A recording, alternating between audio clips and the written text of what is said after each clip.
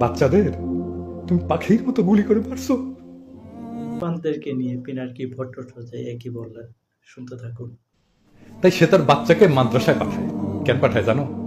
পাঠায় এই জন্যে যে সে শুনছে যে তার সন্তান যদি একজন আলেম হয় তার সোয়াবের ভাগে হয়তো সে জান্নাত পাবে। সে শুনছে তিরমিজি শরীফের হাদিস। যা আমাদের জন্য বড় পাওয়া। তিনি কিছু করুক আর না করুক, এই যে আমাদের জন্য যে তিনি কথাগুলো বলেছেন এবং ভিডিওটা তৈরি করেছেন, তার জন্য খুবই পাওয়ারফুল ভিডিওটা, দেখতে থাকুন। হাদিস মতে 10 জনকে সুপারিশ করতে পারে জান্নাতে নেওয়ার জন্য। একজন আলেম তিনি যে যিনি একজন কথাগুলো ভালো বলতেছেন সবই সত্য। তিনি ভালোভাবে কোরআন আমৃত্যু মুখস্থ রাখতে পারেন। তাই বাংলাদেশের সাধারণ মানুষ মনে করে খোদা তাআলা হয়তো দয়া করবেন, হয়তো তার ছেলের সোয়াবে পুলসিরাত পার হয়ে যাইতে পারবে। বাংলাদেশের সাধারণ মানুষের জীবনে তাই কোরআন শরীফ এত আদরের, মহানবী সাল্লাল্লাহু আলাইহি ওয়াসাল্লাম এত আদরের।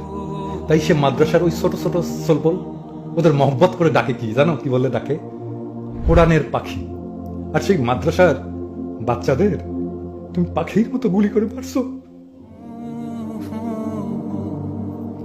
তুমি ছাত্রদের ওস্তাদদের জেলে নিছো।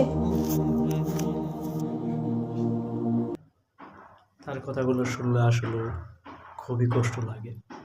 সাধারণ মানুষ তোমাকে কোনোদিন ক্ষমা করবে? শোনো শুভু, তুমি মুরব্বী মানুষ, ছোট হয়ে মুরব্বীদের উপদেশ দেওয়া আমার মানায় না। তাও তোমার হাউস, তুমি দেশ চালাবা। দেশ কেমনে চালাইতে হয় জানো? কঠিন না কাজটা, কাজটা সহজ। খলিফা হারুনুর রশিদ এই কাজটা করতেন। তিনি ঘুরে ঘুরে দেখতেন তার রাজত্বে সবচেয়ে দিনহীন কে, সবচেয়ে দরিদ্র কে, সবচেয়ে কাতর লোকটা কে। খলিফা তার সমস্ত শক্তিকে ওই সবচেয়ে দুর্বল মানুষটার জন্য নিয়োগ করতেন। অথচ তুমি দেখো, তুমি দরিদ্র মানুষদের যে ঘরটা দিলা, সে ঘরটা ভেঙে পড়ল। বানাইছো, মেলা গর্ব করছো সেগুলো নিয়া, কিন্তু একদিনেও সে ঘরগুলায় ঢুকছিলা তুমি? ঢুকো না।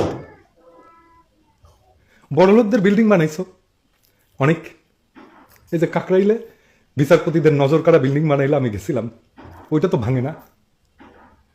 গরিবের ঘরটাই ভাঙে।